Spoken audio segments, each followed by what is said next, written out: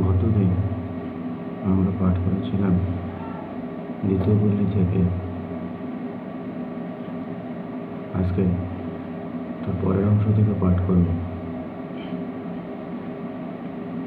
শিষ্য, ঐরূপ ভাবিবার শক্তি কোথায় মহাশয়? বাল্যকাল হইতেই ওই কথা শোনায় ও বুঝিয়ে দেয় এমন শিক্ষক বা উপদেষ্টাই বা কোথায়? লেখাপড়া করা আজকাল কেবল চাকরি লাভের জন্য, এই কথাই আমরা সকলের নিকট হইতে শুনিয়াছি ও শিখিয়াছি স্বামীজি। তাই তো আমরা এসেছি অন্যরূপ শেখাতে ও দেখাতে। তোরা আমাদের কাছ থেকে ওই তত্ত্ব শেখ, বোঝ, অনুভব কর। তারপরে নগরে নগরে, গ্রামে গ্রামে, পল্লীতে পল্লীতে ওই ভাব ছড়িয়ে দে। সকলকে গিয়ে বল, ওঠো, জাগো, আর ঘুমিও না। সকল অভাব, সকল দুঃখ ঘুচাবার শক্তি তোমাদের নিজেদের ভিতরে রয়েছে, এ কথা বিশ্বাস করো। তাহলেই ওই শক্তি জেগে উঠবে। ওই কথা সকলকে বল ও সেই সঙ্গে সাদা কথায় বিজ্ঞান, দর্শন, ভূগোল ও ইতিহাসের মূল কথাগুলি মাসের বা সাধারণের ভেতর ছড়িয়ে দে। আমি অবিবাহিত যুবকদের নিয়ে একটি সেন্টার বা শিক্ষা কেন্দ্র তৈরি করব। প্রথম তাদের শেখাবো, তারপর তাদের দিয়ে ওই কাজ করবার মতলব করেছি শিষ্য। কিন্তু মহাশয়, ওইরূপ করা তো অনেক অর্থ সাপেক্ষ। টাকা কোথায় পাইবেন? স্বামীজি, তুই কি বলছিস? মানুষই তো টাকা করে, টাকায় মানুষ করে, এ কথা কবে কোথায় শুনেছিস? তুই যদি মন মুখ এক করতে পারিস, কথায় ও কাজে এক হতে পারিস, তো জলের মতো টাকা আপনা আপনি তোর পায়ে এসে পড়বে। শিষ্য, আচ্ছা মহাশয়, না হয় স্বীকারই করলাম যে টাকা আসিল এবং আপনি ওইরূপে সৎকার্যের অনুষ্ঠান করিলেন, তাতেই বা কি? ইতপূর্বেও কত মহাপুরুষ কত ভালো ভালো কাজ করিয়া গিয়াছিলেন, সেই সব এখন কোথায়? আপনার প্রতিষ্ঠিত কার্যেও সময়ে ওইরূপ দশা হইবে নিশ্চয়। তবে ওইরূপ উদ্যমের আবশ্যকতা কি স্বামীজি? পরে কি হবে সর্বদা, এ কথাই যে ভাবে, তার দ্বারা কোনো কার্যই হতে পারে না। যা সত্য বলে বুঝেছিস তা এখনই করে ফেল। পরে কি হবে না হবে সে কথা ভাববার দরকার কি? এতটুকু তো জীবন, তার ভেতর অত ফলাফল খতালে কি কোনো কাজ হতে পারে? ফলাফল দাতা একমাত্র তিনি বা ঈশ্বর, যা হয় করবেন। সে কথায় তোর কাজ কি? তুই ওদিকে না দেখে কেবল কাজ করে যা। বলিতে বলিতে গাড়ি বাগান বাড়িতে পৌঁছল। কলিকাতা হইতে অনেক লোক স্বামীজিকে দর্শন করিতে সেদিন বাগানে আসিয়াছেন। স্বামীজি গাড়ি হইতে নামিয়া ঘরের ভিতর যাইয়া বসিলেন এবং তাহাদিগের সকলের সহিত কথা কইতে লাগিলেন। স্বামীজির বিলাতি শিষ্য গডুইন সাহেব মূর্তিমতী সেবার ন্যায় অনতি দূরে দাঁড়াইয়াছিলেন। ইতপূর্বে তাহার সহিত পরিচয় হওয়ায় শিষ্য তাহারই নিকট উপস্থিত হইল এবং উভয়ে মিলিয়া স্বামীজির সম্বন্ধে নানা প্রকার কথোপকথনে নিযুক্ত হইল। সন্ধ্যার পর স্বামীজি শিষ্যকে ডাকিয়া বলিলেন, তুই কি কঠোপনিষৎ কণ্ঠস্থ করেছিস? শিষ্য, না মহাশয়, শঙ্কর ভাষ্য সমেত উহা পড়িয়াছি মাত্র। স্বামীজি, উপনিষদের মধ্যে এমন সুন্দর গ্রন্থ আর কোথাও দেখা যায় না। ইচ্ছা হয় তোরা এখানা কণ্ঠে করে রাখিস। নচিকেতার নয় শ্রদ্ধা, সাহস, বিচার ও বৈরাগ্য জীবনে আনবার চেষ্টা কর। শুধু পড়লে কি হবে? শিষ্য কৃপা করুন, যাহাতে দাসের ওই সকল অনুভূতি হয়। স্বামীজি: ঠাকুরের কথা শুনেছিস তো? তিনি বলতেন, কৃপা বাতাস তো বইছেই, তুই পাল তুলে দে না। কেউ কাউকেও কিছু করে দিতে পারে কিরে বাপ? আপনার নিয়তি আপনার হাতে। গুরু এইটুকু কেবল বুঝিয়ে দেন মাত্র। বীজের শক্তিতেই গাছ হয়, জলবায়ু কেবল উহার সহায়ক মাত্র। শিষ্য: বাহিরের সহায়তাও আবশ্যক আছে মহাশয়। স্বামীজি: তা আছে, তবে কি জানিস, ভেতরের পদার্থ না থাকলে শত সহায়তায়ও কিছু হয় না। তবে সকলেরই আত্মানুভূতির একটা সময় আসে, কারণ সকলই ব্রহ্ম। উচ্চ নিচ প্রভেদ করাটা কেবল ওই ব্রহ্ম বিকাশের তারতম্যে মাত্র। সময় সকলেরই পূর্ণ বিকাশ হয়। তাই শাস্ত্র বলেছেন, কালে নাত্মনি বিন্দাতি। শিষ্য: কবে তার ঐরূপ হবে মহাশয়? শাস্ত্রমুখে শুনি, কত জন্ম আমরা অজ্ঞানতায় কাটাইয়াছি। স্বামীজি: ভয় কি? এবার যখন এখানে এসে পড়েছিস, তখন এবারেই হয়ে যাবে। মুক্তি সমাধি এসব কেবল ব্রহ্ম প্রকাশের পথে প্রতিবন্ধগুলি দূর করে দেওয়া মাত্র। নতুবা আত্মা সূর্যের মতো সর্বদা জ্বলছেন, অজ্ঞান ও মেঘে তাকে ঢেকেছে মাত্র। সেই মেঘও সরিয়ে দেওয়া আর সূর্যেরও প্রকাশ হওয়া, তখনই বিদ্যাতে হৃদয় গ্রন্থিয়া ইত্যাদি অবস্থা হয়। যত পথ দেখছিস, সবই এই পথের প্রতিবন্ধ দূর করতে উপদেশ দিচ্ছে। যে যেভাবে আত্মানুভব করেছে, সে সেইভাবে উপদেশ দিয়ে গিয়েছেন। উদ্দেশ্য সকলেরই কিন্তু আত্মজ্ঞান, আত্মদর্শন। ইহাতে সর্বজাতি সর্বজীবের সমান অধিকার, ইহাই সর্ববাদী সম্মত মত। ঈশ্বর মহাশয়, শাস্ত্রের ওই কথা যখন পড়ি বা শুনি, তখন আজও আত্মবস্তুর প্রত্যক্ষ হইল না ভাবিয়া প্রাণ যেন ছটফট করে।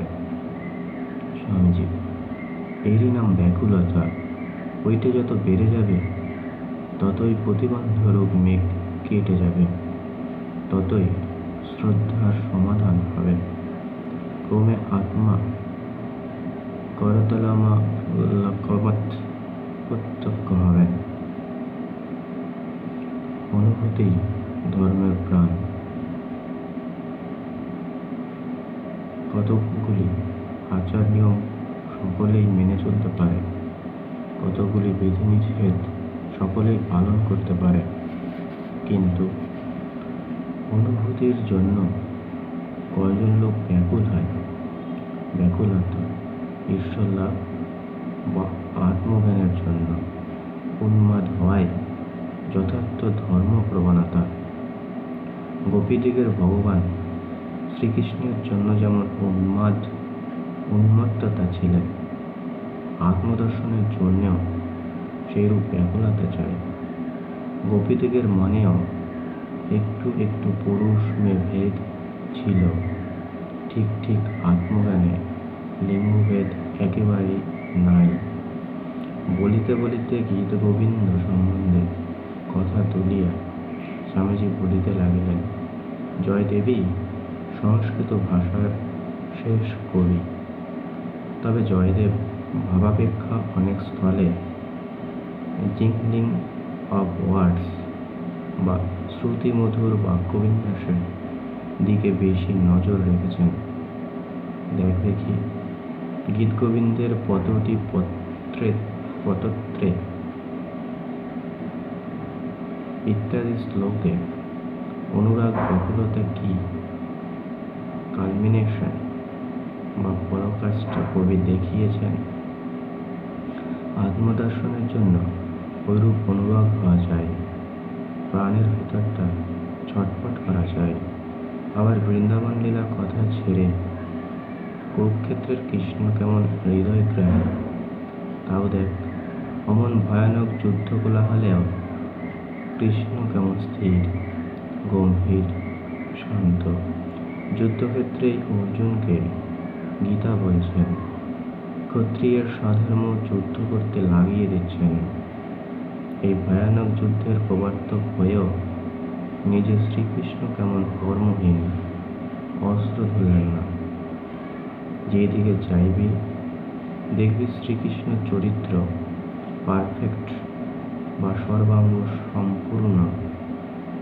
জ্ঞান, ভক্তি, কর্মযোগ, তিনি যেন সকলেরই মূর্তিমান বিগ্রহ। শ্রীকৃষ্ণের এই ভাবটিরই আজকাল বিশেষভাবে আলোচনা চাই। এখন বৃন্দাবনের বাঁশি বাজানো কৃষ্ণকেই কেবল দেখলে চলবে না, তাতে জীবের উদ্ধার হবে না। এখন চাই গীতারূপ সিংহনাদকারী শ্রীকৃষ্ণের পূজা, ধনুর্ধারী রাম, মহাবীর, মা কালী, এদের পূজা। তবে তো লোকে মহা উদ্যমে কর্মে লেগে শক্তিমান হয়ে উঠবে।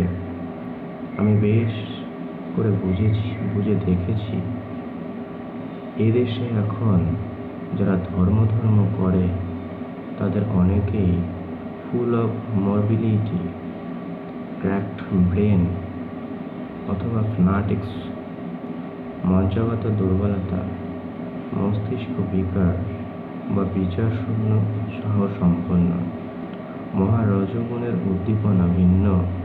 এখন তোদের না আছে ইহকাল, না আছে পরকাল। দেশ ঘোর তমতে ছেয়ে ফেলেছে, ফলতাই হচ্ছে ইহজীবনে দাসত্ব, পরলোকে নরক। শিষ্য, পাশ্চাত্য দেশীয়দের রজভাব দেখিয়া আপনার কি আশা হয় তাহারা ক্রমে সাত্ত্বিক হইবে? স্বামীজি, নিশ্চয়ই। মহারজগুণ সম্পন্ন তারা এখন ভোগের শেষ সীমায় উঠেছে। তাদের যোগ হবে না তো কি? পেটের দায়ে লালাই তো তোদের হবে। তাদের উৎকৃষ্ট ভোগ দেখে আমার মেঘদূতে বিদ্যুৎবন্ত্য ললিত বাসনা ইত্যাদি চিত্র মনে পড়ে। আর তোদের ভোগের ভেতর হচ্ছে কিনা স্যাঁত ঘরে ছেঁড়া কাঁথায় শুয়ে বছরে বছরে সৌরের মতো বংশবৃদ্ধি, begetting a band of feminist beggars and slaves, ক্ষুধাতুর ভিক্ষুক ও দাসকুলের জন্ম হওয়া। তাই বলছি, এখন মানুষকে রজগুণে উদ্দীপিত করে কর্মপ্রাণ করতে হবে। কর্ম কর্ম কর্ম। এখন আর নান্যহ পান্তেয়া বিদ্যায়তে হ্যানায়া, উহা ভিন্ন। উদ্ধারের আর অন্য পথ নাই। শিষ্য, মহাশয়, আমাদের পূর্বপুরুষগণ কি রজগুণ সম্পন্ন ছিলেন? স্বামীজি, ছিলেন না? এই তো ইতিহাস বলছে। তারা কত দেশে উপনিবেশ স্থাপন করেছেন।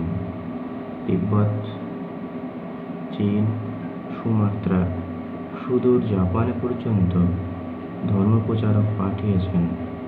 রজগুণের ভিতর দিয়ে না গেলে উন্নতি হবার জো আছে কি? কথায় কথায় রাত্রি আগত হইল। এমন সময় মিস মোলার আসিয়া পৌঁছেছিলেন। ইনি ছিলেন ইংরেজ মহিলা, স্বামীজির প্রতি বিশেষ শ্রদ্ধা সম্পন্না। স্বামীজি শিষ্যকে ইহার সহিত পরিচয় করাইয়া দিলেন।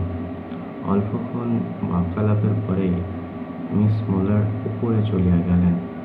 স্বামীজি, দেখছিস কেমন বীরের চাঁদেরা, কোথায় বাড়িঘর, বড় মানুষের মেয়ে, তবু ধর্মলাভের আশায় কোথায় এসে পড়েছে। শিষ্য, হ্যাঁ মহারাজ, আপনার ক্রিয়াকলাপ কিন্তু আরো অদ্ভুত। কত সাহেব ম্যাম আপনার সেবার জন্য সর্বদা প্রস্তুত। একালে ইহা বড়ই আশ্চর্য কথা। স্বামীজি, আপনার দেহ দেখাইয়া শরীর যদি থাকে তবে আরো কত দেখবি। উৎসাহী ও অনুরাগী কতগুলি যুবক পেলে আমি দেশটাকে তোলপাড় করে দেব। মাদ্রাজে জন কত আছে, কিন্তু বাংলায় আমার আশা নেই। এমন পরিষ্কার মাথা কিন্তু বাংলায় আমার আশা বেশি। এমন পরিষ্কার মাথা অন্য কোথাও প্রায় জন্মে না, কিন্তু এদের মাসেলে বা মাংস পেশিতে শক্তি নাই। ব্রেন বা মস্তিষ্ক ও মাসেলস বা মাংসপেশি সমূহ সমানভাবে ডেভেলপড বা পূর্ণবয়ব সম্পন্ন হওয়া যায়। Iron nerves with a well intelligent brain and the whole world is at your feet. দৃঢ়বদ্ধ শরীর ও বিশেষ বুদ্ধিসম্পন্ন হলে জগৎকে প্রধানত করা যায়। সংবাদ আসিল, স্বামীজির খাবার প্রস্তুত হইয়াছে। স্বামীজি শিষ্যকে বলিলেন, চল আমার খাওয়া দেখবি। আহার করিতে করিতে তিনি বলিতে লাগিলেন, মেলায় তেল চর্বি খাওয়া ভালো নয়। লুচি হতে রুটি ভালো। লুচি রোগীর আহার। মাছ মাংস, ফ্রেশ ভেজিটেবলস, তাজা তরিতরকারি খাবি, মিষ্টি কম। বলিতে বলিতে প্রশ্ন করিলেন, রে কখনো রুটি খেয়েছি? আর কি খেতে হবে? কত খাইয়াছে তাহা স্বামীজির স্মরণ নাই। ক্ষুধা আছে কিনা তাও বুঝিতে পারিতেছেন না। কথা কইতে কইতে তাহার শরীর জ্ঞান এতটা কমিয়া গিয়াছে। আরো কিছু খাইয়া স্বামীজি আহার শেষ করিলেন। শিষ্য বিদায় গ্রহণ করিয়া কলিকাতায় ফিরিল। গাড়ি না পাওয়ায় পদব্রজে চলিল। চলিতে চলিতে ভাবিতে লাগিল, কাল আবার কখন স্বামীজিকে দর্শন করিতে আসিবে। আজকে দ্বিতীয় পল্লী এখানেই শেষ হলো।